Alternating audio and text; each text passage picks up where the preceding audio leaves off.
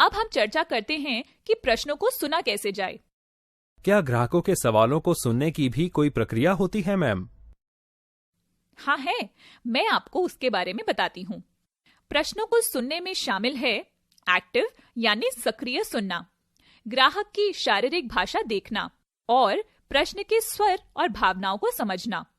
प्रश्न के इरादे को समझने पर ध्यान दें। यदि आवश्यक हो तो पुष्टि करने के लिए आप प्रश्न को दोहरा सकते हैं। यदि प्रश्न स्पष्ट नहीं है तो स्पष्टीकरण के लिए पूछें। एक बार जब आप प्रश्न को समझ गए हैं तो पुनः वाक्यांश दें और पूछें कि आपने प्रश्न को सही ढंग से समझा है कि नहीं। अब आपको उत्तर तैयार करने की आवश्यकता है। प्रत्याशित प्रश्नों के लिए बने बनाए उत्तर तैयार रखें। फिर उत्तर देने के लिए आवश्यक जानकारी प्राप्त करने का होमवर्क करें।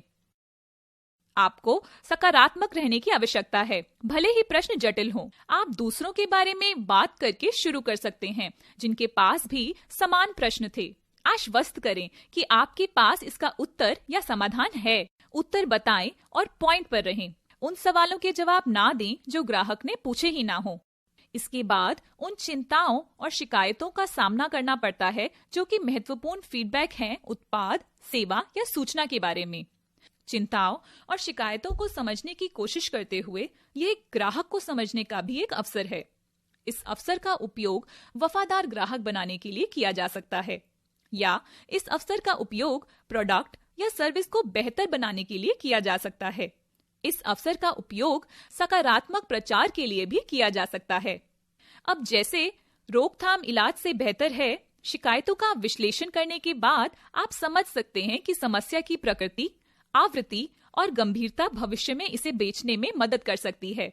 चिंता को बढ़ाने से बेहतर है समय रहते चिंता का शमन। यदि विश्लेषण से भी समस्या को नहीं बचाया जा सकता है तो इसे संभालने की प्रक्रिया ग्राहक की नकारात्मकता को कम करने में मदद करेगी। किसी स्थिति को बेहतर ढंग से संभालने के लिए आपको ग्राहक द्वारा सामना की गई कठिनाइयों के लिए माफी मांगने की जरूरत है और उसके बाद आपको ग्राहक को एक समाधान खोजने और प्रदान करने की आवश्यकता है। चिंता या शिकायत सुनने से यह जांचने में मदद मिलती है कि समाधान काम करता है या नहीं, क्योंकि अंतिम उद्देश्य ग्राहक को प्रसन्न करना है। अब आइए जानते हैं कि आपत्ति से कैसे निपटें।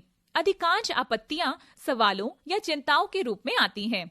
पहले ग्राहक को सुनें और पुष्टि करें कि आपके उत्पाद ने इसी तरह की स्थितियों में दूसरों की मदद की है। ग्राहकों का विश्वास जीतने के लिए ग्राहक को प्रशंसा पत्र और रेफरेंसेस प्रदान करें जहां भी संभव हो।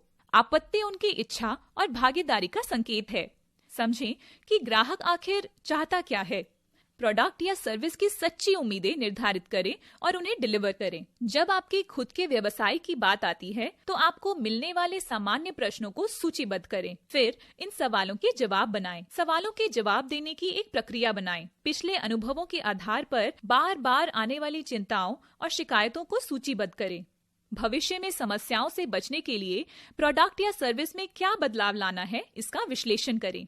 बची हुई शिकायतों के लिए समाधान की एक प्रक्रिया बनाएं। अंत में शिकायतों और चिंताओं के समाधान के लिए एक प्रक्रिया बनाएं, जैसे सुनना, माफी मांगना, समाधान प्रदान करना, पालन करना और प्रसन्न करना।